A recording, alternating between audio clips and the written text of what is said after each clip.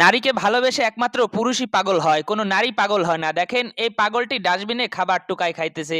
যখন একটা খাবার ফেলে আরেকটা খাবার খাচ্ছিল তখন একটু পেট ভরে গিয়েছিল।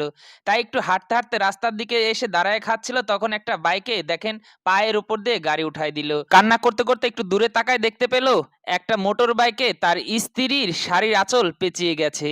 যখন স্বামীটি আঁচল ছাড়াচ্ছিল আর স্ত্রীকে বকা দিচ্ছিল, আর স্ত্রীটি অনেক কান্না করছিল। আর পাগল ভাইটি দূর থেকে তাকিয়ে মনে হচ্ছিল যেন কেউ চেনা চেনা। আর যখন শাড়ির আঁচল খোলা হয়ে গেল তখন দেখেন একটা বউকে থাপ্পড় দিল। ঠিক মতো বাইকে বসতেও পারো না, ছোট লোক কোথাকার। তখন ভাইকে বলল, ভাই তুমি ওকে মেরো না, তুমি যত পারো আমাকে মারো, কিন্তু ওর গায়ে তুমি কখনো হাত দিও না। তোমার হাতটি ধরে বলি, তখন এই ছেলেটি হাত তাকে ফিক্কে ফেলে দিল।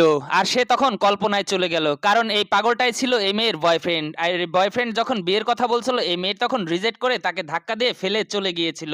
আজ সে হয়তো ধনী ছেলে পেয়েছে কিন্তু ভালো মানুষ পায়নি, তাই পাগলের কথা খুব মনে পড়ছে। ভিডিওটা ভালো লাগলে শেয়ার করে দিবেন।